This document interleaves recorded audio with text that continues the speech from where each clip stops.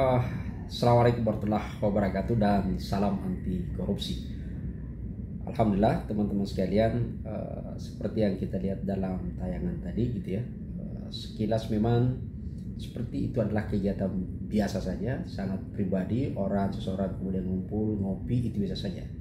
Tapi saya kemudian mengambil keputusan untuk mempublish pertemuan ini karena saya menilai bahwa orang-orang yang dalam gambar ini adalah masing-masing memiliki jejak perjalanan yang begitu kuat dalam upaya pemberantasan korupsi di tanah air, dan mereka ini adalah orang-orang yang begitu kuat tapi kemudian disingkirkan oleh negara. Jadi seperti banyak orang menyebut bahwa orang-orang yang betul, jadi negara itu selalu menyatakan campaign upaya pemberantasan korupsi, tapi pada saat bersamaan juga justru tidak ada jaminan untuk negara tidak menyingkirkan mereka.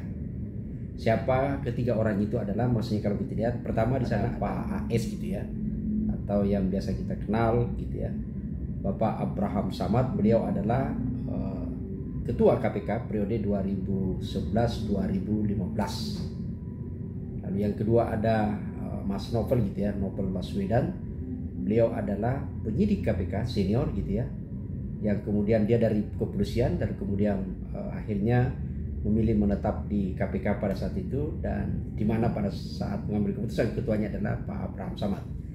Dan yang ketiga adalah ada Mas Yudi gitu ya, ini pernah itu juga penyidik KPK yang kita tahu periode jabatan terakhir dia adalah Ketua Wadah Pegawai KPK, yang kemudian beliau salah seorang dari 57 yang disingkirkan oleh negara alasan tidak lolos TWK, tes wawasan kebangsaan. Bayangin, orang tidak lolos wawasan kebangsaan mungkin karena dia terlalu getol pemberantasan korupsi. Walau-walau gitu ya. Nah, teman-teman sekalian, saya ingin mengulas sedikit sosok masing-masing gitu ya. Kalau kita misalnya, saya ingin mengawali di pertama adalah saya ingin mengawali pada sosok Pak Abraham Samad gitu ya. Kita tahu semua bahwa Pak Abraham Samad ini sebenarnya terpilih masuk di KPK, terpilih sebagai ketua KPK itu adalah pada tahun 2011 untuk masa periode 2011-2015. Meskipun pada akhirnya tidak menyelesaikan periodenya itu karena seperti disebut adalah disingkirkan oleh negara dengan berbagai cara. Kalau kita tahu misalnya Pak Abraham begitu sangat getol, bahkan di periode mereka orang selalu menyebut bahwa sangat sulit sekarang ini untuk kembali mendapatkan sosok pimpinan KPK seperti beliau, di mana mereka kemudian berhasil mengangkat citra yang betul-betul sangat heroik karena konsentrasi mereka dalam upaya pemberantasan korupsi dengan lebih mengutamakan pada orang yang biasa menyebut tebang pilih, yaitu adalah hukum banyak berlaku pada masyarakat kecil dan orang-orang elit justru kemudian hukum tumpul. Nah, di periode beliau itu kemudian membalik 180 derajat, di mana hukum itu kemudian diprioritaskan KPK karena itu misalnya kewenangannya gitu ya, yang kemudian melakukan upaya pemberantasan korupsi di level elit gitu ya, prioritas ke penegak hukum dan terutama penegak hukum terutama kepada pejabatnya. Kalau teman-teman ingat misalnya berapa menteri yang berhasil ditangkap gitu ya, lalu kemudian bahkan di kepolisian berapa, kalau ingat kasus cicak buaya gitu ya, yang kemudian pada satu Korlantas dan macam-macam. Bahkan yang terakhir sebenarnya adalah kasus yang heroik, yaitu ketika pengusulan presiden untuk Kapolri gitu ya masuk di DPR, lalu kemudian di KPK sebelum penetapan atau pemilihan di DPR itu kemudian menetapkan tersangka Budi Gunawan gitu ya. Itu yang saya kira agak sempat kemudian publik seolah-olah kemudian menjadi saya kira itu kemudian kita lihat betul jejak perjalanan beliau ya. Kemudian misalnya di lembaga penegak hukum lain gitu ya, misalnya termasuk sebenarnya di kehakiman, di lembaga kehakiman gitu ya, termasuk hakim kalau kita ingat ketua MK yaitu adalah Akil Mukhtar gitu ya, kemudian ditangkap oleh KPK di periode Pak Abraham Samad gitu. Jadi sangat heroik misalnya, yang kemudian bagaimana publik pada saat itu bahkan beberapa media untuk kemudian mengangkat judul itu adalah menyebut pedang Samad gitu pada saat itu gitu ya. Dan karena heroiknya kemudian banyak menaruh harapan kepada beliau menjelang Pilpres, bahkan sempat namanya terjadi masuk gitu ya, disebut-sebut gitu ya terjadi masuk. Dan Bahkan surveinya cukup signifikan untuk kemudian berpaket dengan Pak Jokowi. Tapi walau seperti apa kemudian kenapa tidak jadi, kita tunggu saja. Karena seperti kalau kita lihat di channel beliau, karena dia sekarang ada channel gitu ya, yang kemudian itu menyebut bahwa mereka berjanji akan ada menulis buku berkaitan perjalanan hidup mereka, itu buku putih, terutama dikait-kaitkan ketika namanya masuk dalam bursa, disebut-sebut masuk dalam bursa pencalonan cawapres pada saat itu gitu ya. Ya teman-teman sekalian, seperti ketiga orang ini sekali lagi ya, jadi ada 4, ada saya, tapi itu secara pelengkap saja. Ketiga orang-orang yang memiliki jejak sejarah dalam pemberantasan korupsi ini kita lihat begitu sangat akrab gitu ya, karena memang dulu satu payung, satu rumah di KPK, dan kemudian bertemu melepas kangen. Apalagi sebenarnya adalah Mas Novel ini baru saja pulang berobat di India, operasi mata mereka kalau Anda ingat gitu ya, kalau teman-teman semua ini masih ingat. Mas Novel ini sempat sebenarnya saya menyebut pada saat itu di media sebagai teror negara kepada aktivis pemberantasan korupsi, kepada orang-orang yang memiliki kemampuan pemberantasan korupsi. Dan saya menyebut negara karena harusnya negara hadir melindungi gitu ya. Yang kemudian mata Mas Novel itu terkena serangan air keras yang kemudian akhirnya hampir tidak bisa melihat total gitu ya. Tapi alhamdulillah bersyukur beliau kemudian berobat ke Singapura dan sekarang bergeser pindah berobat ke India. Dan dari informasi mereka bertiga, alhamdulillah ternyata Mas Novel mengaku bahwa progres mata mereka sekarang, beliau ini cukup positif gitu, cukup baik, progresnya sangat baik, karena mereka yang dulunya hampir tidak bisa melihat sama sekali, bahkan hanya bayang-bayang, lalu kemudian tidak bisa mengenali orang begitu full gitu ya. Nah sekarang ini mereka sepulang dari India, baru beberapa bulan itu kemudian karena target 18 menit bisa normal, tidak 100% tapi paling tidak 80 gitu ya.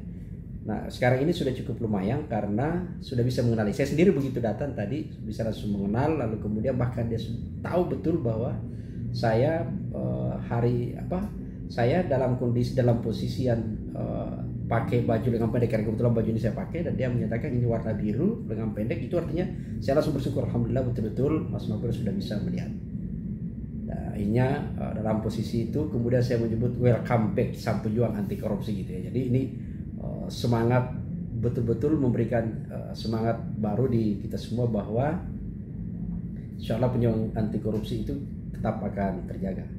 Bukan soal sebenarnya apa-apa gitu ya, tapi kehadiran Mas Novel itu memberi inspirasi bahwa seorang pejuang anti korupsi itu tidak boleh cengeng gitu ya, tapi dia harus konsisten berjuang terus, apapun soal resiko Tuhan yang menentukan gitu ya, Tuhan yang mengatur semua itu. Kita harus siap menghadapinya, tapi bukan berarti kita berani, tapi kita menyatakan bahwa kapan saja bisa terjadi dan kita hadapi saja. Karena kalau kemudian orang selalu menyebut bahwa terlibat dalam perjuangan pemberantasan korupsi itu risiko, maka akhirnya kemudian semua orang tidak akan terlibat di sana, bahkan minimal dia bahkan yang lebih jahat berbahaya kalau kemudian mereka justru masuk berkolaborasi para aktor-aktor pelaku korup itu gitu ya.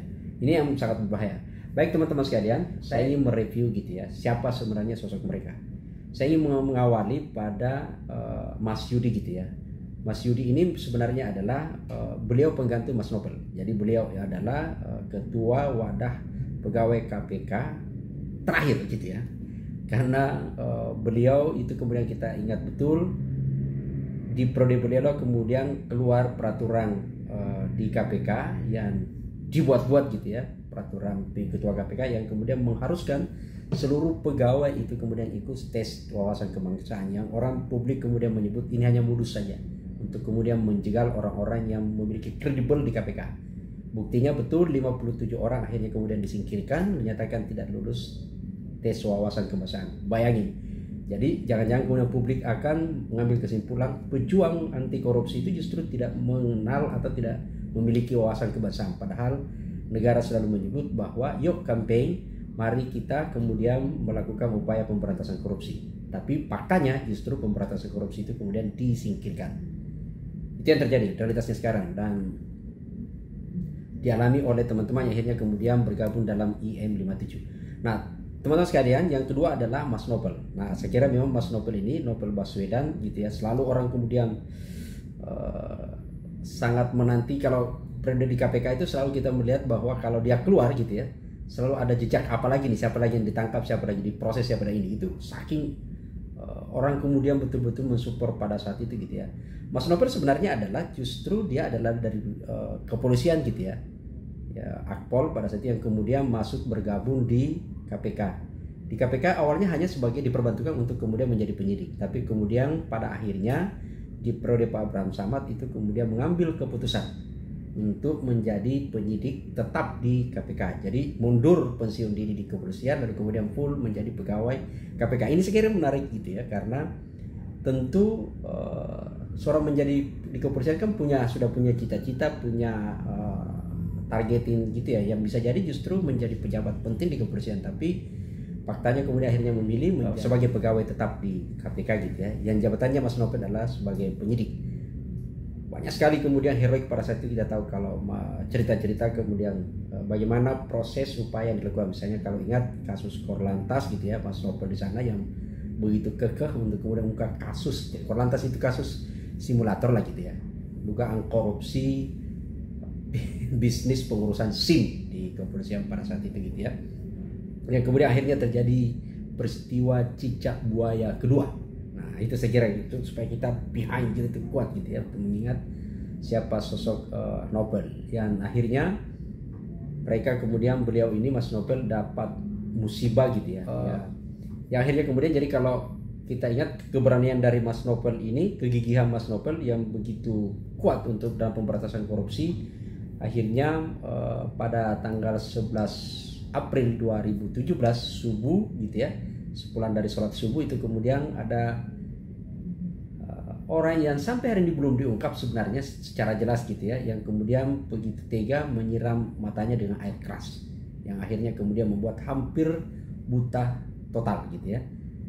Memang betul ada orang yang kemudian dibawa di persidangan, tapi ya kita tahu lah gitu ya, karena faktanya bahkan Mas Novel sendiri berharap orang itu memang dibebaskan karena tidak yakin itulah pelakunya gitu ya.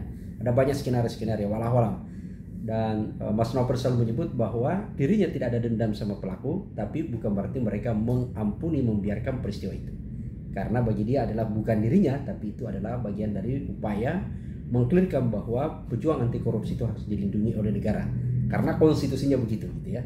Itu yang harus dilihat pada posisi kenapa kemudian masih sampai kita mendorong upaya bahwa harusnya negara mengungkap siapa sesungguhnya sosok yang benar-benar pelaku yang menyiram mata Mas Novel. Tapi hampir sama dengan kasusnya adalah Masiku, yang juga sampai hari ini belum bisa diungkap oleh kepolisian. Padahal seharusnya teroris itu susah ditangkap karena pasti mereka terlatih. Kok orang yang melakukan kejahatan kriminal biasa itu susah ditangkap? Walau apakah betul serius dikejar atau yang bersangkutan terlalu serius lari pelakunya? Ya walau gitu. Sekali lagi ini adalah ujian negara kita. Yang ketiga yang terakhir adalah sosok Pak Abraham Samad gitu ya. Sama seperti yang saya sebutkan tadi bahwa Pak Abraham Samad adalah ketua. Jadi mereka ini berdua adalah pegawai KPK dan ketuanya adalah Pak Abraham Samad gitu ya. Pak Abraham Samad lainnya yang kemudian saat itu masuk di periode 2011-2015 yang juga hampir sama tapi beda kasusnya gitu ya. Jadi Pak Abraham akhirnya kemudian disingkirkan juga oleh negara, tidak berakhir periodenya gitu ya, karena ya sesuatu lain dan hal gitu ya. Kalau orang selalu bertanya-tanya kenapa sih sebenarnya di negara kita itu orang-orang yang berjuang anti korupsi justru dengan segala cara tidak begitu mudah disingkirkan, bukannya dilindungi gitu ya. Karena kita tahu bahwa seperti yang kita tahu semua gitu ya, bahwa di periode Pak Abraham Samad lah saya kira memang publik begitu sangat menaruh harapan gitu ya, berhasil betul-betul mengangkat marwah KPK dengan kerja-kerja yang begitu sangat serius dalam upaya pemberantasan korupsi. Bukan hanya Pak Abraham ya, jadi maksud saya adalah periode di Pak Abraham itu kemudian memperlihatkan betul-betul bagaimana upaya strategi pemberantasan korupsi yang memberikan prioritas. Kalau dulu orang menyebut begini bahwa hukum itu tajam ke bawah, tumpul ke atas. Nah di periode beliau itu kemudian mengubah betul bahwa hukum itu justru tajam ke atas.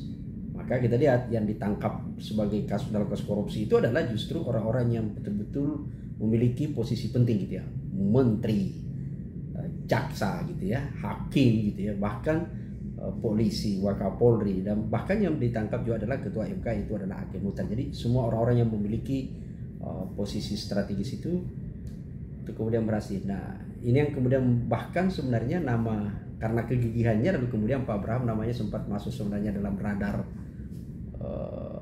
cawapres pada saat itu gitu ya, yang digadang-gadang berpaket dengan Pak Jokowi, tapi walau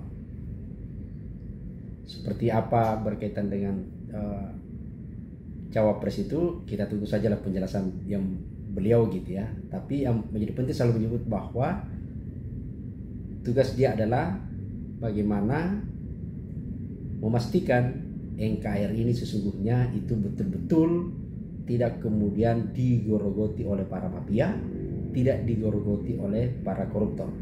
Sebagai ketua KPK itu mereka bertanggung jawab. Itulah sebabnya juga pada saat di periode beliau sangat konsen untuk dalam hal dua isu strategis. Jadi selain sasaran siapa pelakunya, juga pada isunya, yaitu adalah isu pendidikan dan isu soal sumber daya alam tambang gitu ya. Kalau kita ingat gitu, bahkan beliau menyebut bahwa seandainya negara ini serius membenahi tata kelola pertambangan kita, maka sesungguhnya negara bisa kemudian mendapatkan income atau pendapatannya lebih signifikan dan bisa meningkatkan kesejahteraan masyarakatnya, memperbaiki gaji kepolisian dan memperbaiki gaji TNI dan macam-macam. Sehingga kemudian dengan sendirinya potensial korupsi bisa dihindari atau setidaknya diminimais. Walau